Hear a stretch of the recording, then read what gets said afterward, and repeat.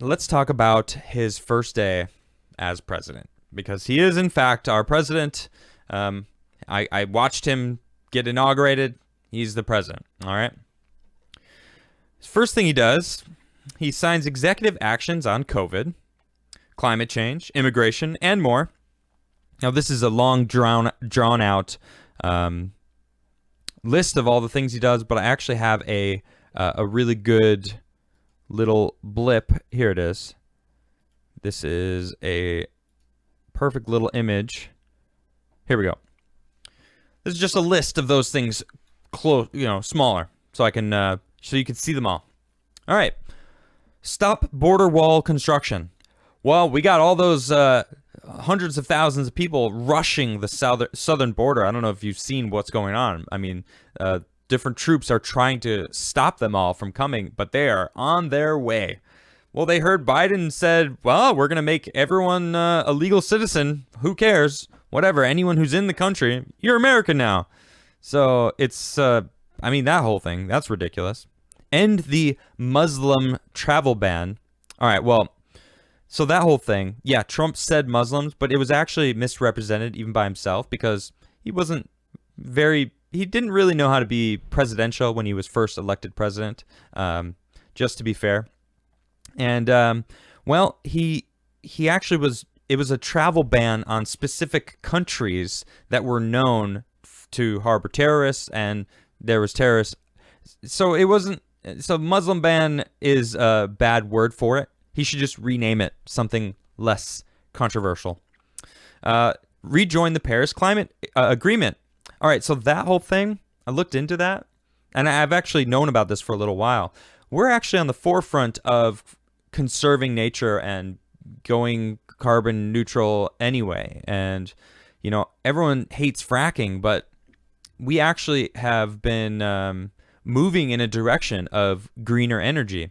And the Paris Climate Accords, the reason why Trump left in the first place is because we were the only country adhering to the rules of the Paris Climate Agreement.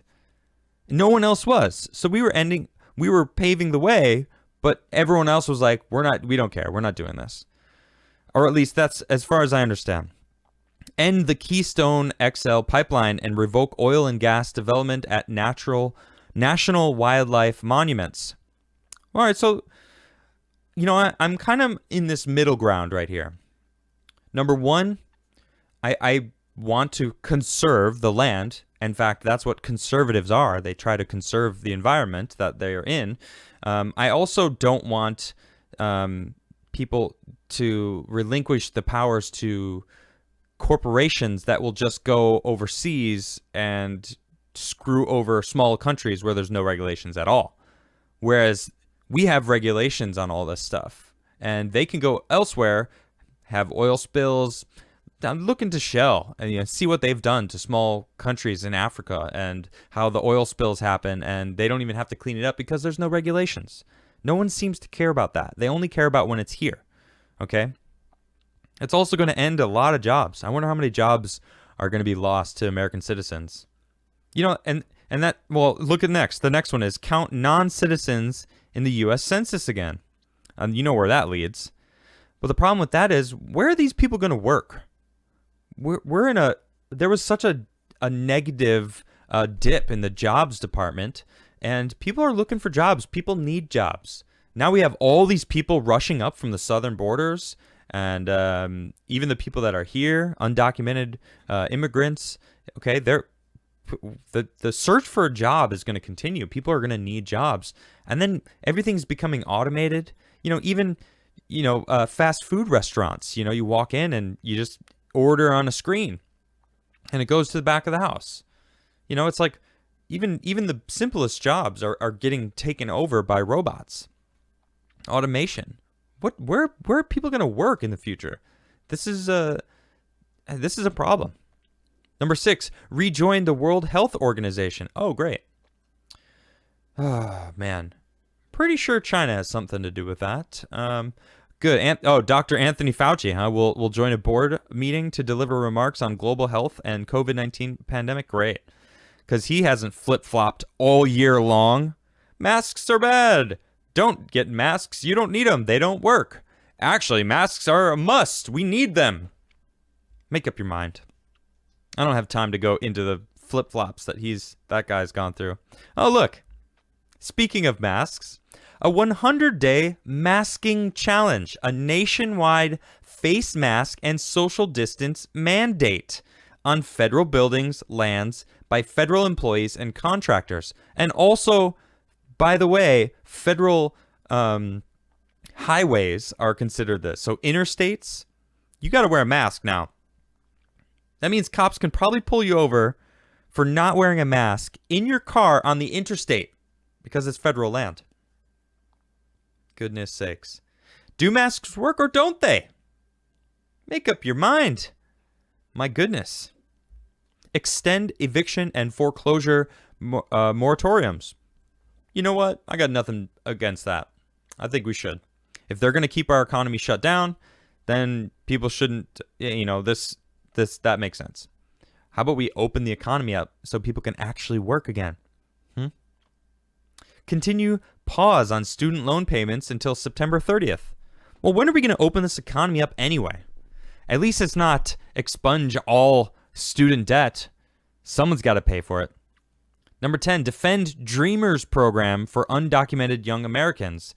What does that mean? Undocumented young Americans. Are they American if they're undocumented? What does that mean? I don't know what this Dreamers program is, but suspect. Change Trump's arrest priorities for immigration and customs enforcement. ICE? You mean MS-13? The actual criminals that they were arresting and booting out of the country? Because that's what they were doing. They love to make it seem like ICE was this terrorist organization through the government. They weren't.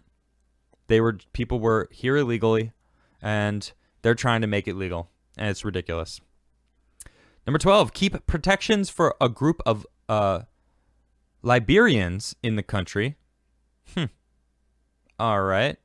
I don't know what those protections are, but if they have them, hopefully they're a good thing. Restructure federal government coordination to the COVID-19 pandemic.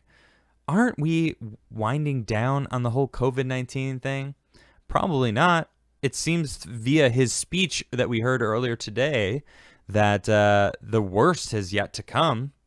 Goodness sakes, what's that going to mean? Actions to advance racial equity through the federal government. Every federal agency to review equity in their programs and actions and revoke Trump's harmful 1776 commission. All right, hard stop. Harmful 1776. Biden, you just mentioned George Washington in your speech, talking about how the forefathers and how this Constitution we need to maintain, and that's what the 1776 commission was. I've got it right here. Oh, wait a minute. Actually, error, page not found. They straight up struck it from the website. The executive order that President Trump, executive order establishing President's Advisory 1776 Commission. Well, what is the 1776 Commission, you say? I got an article right here talking about it. And here we go. It's to promote patriotic education. And accused Democratic presidential candidate Joe Biden and the New York Times of warping history. Trump said Democrats and the Times 1619 Project, which has been proven to be false many times over. Even the person who came out with it said, yeah, just don't ask me any more questions. Let's see. It's an inaccurate version of U.S. history by overemphasizing race, agreed, and legacy of slavery, which we beat. We don't have slavery anymore. And Democrats are the ones that are upping this rhetoric of race at all. Why? Why are they trying to keep us divided? Why are they trying to stoke emotions of people, convincing them that systemic racism exists? He said systemic racism multiple times in his speech today. All I can think is, you're the most racist congressperson, government employee I know. I've seen more racist things come out of Joe Biden's mouth than any other person that I know in life. He's the most racist person I know. Period. I don't know racists. I'll tell you what, though. I've seen and heard Joe Biden say some racist stuff. It's ridiculous. And he's trying to say, well, we don't want to teach how good America is.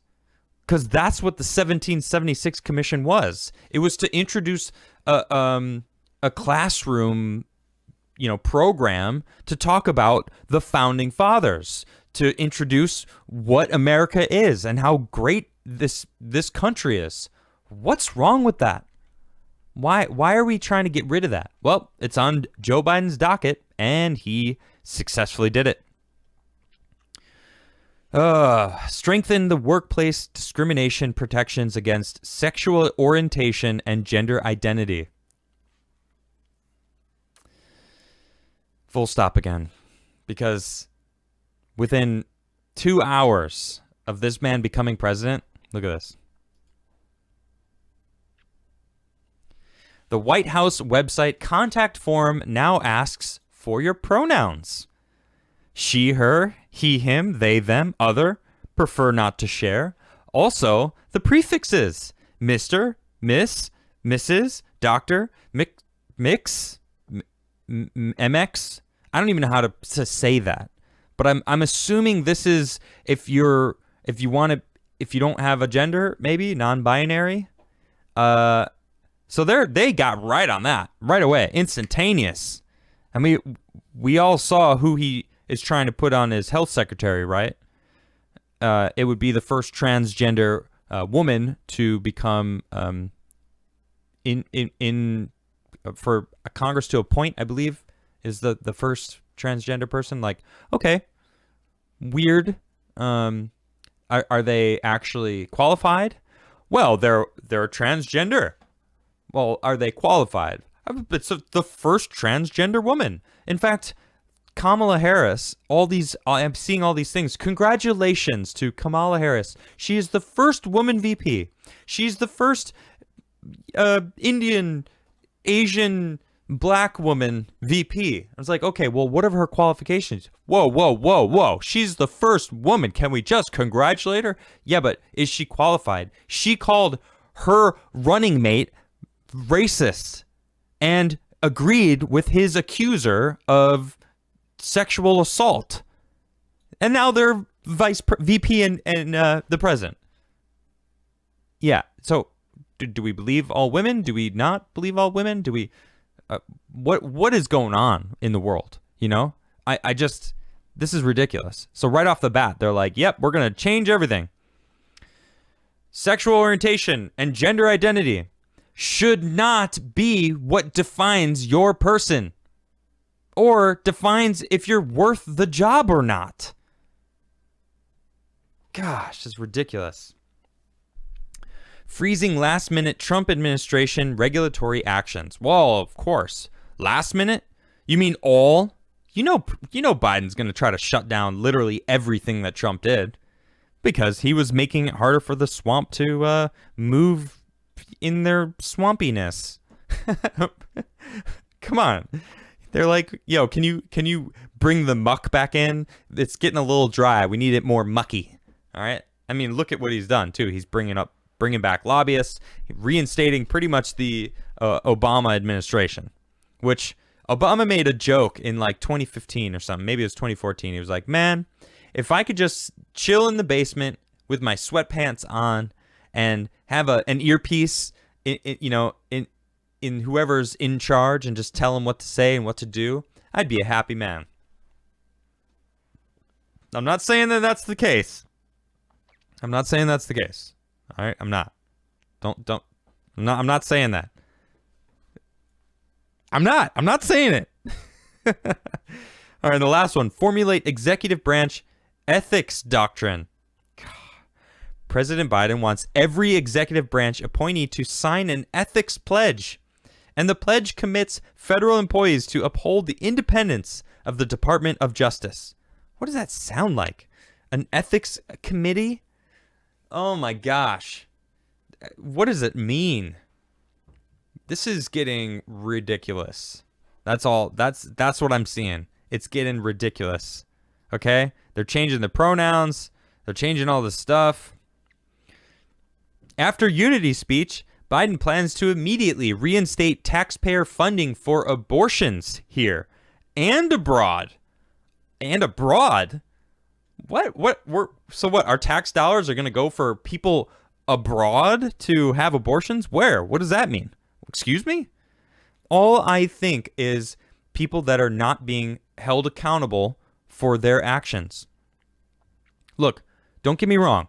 I'm not against abortion, but I'm against people not being accountable for their actions and treating abortion as a go-to, like, yeah, I'll just do it, instead of actually having it weigh on them and realize there's consequences to being reckless, because that's what it is. You're being reckless. All right?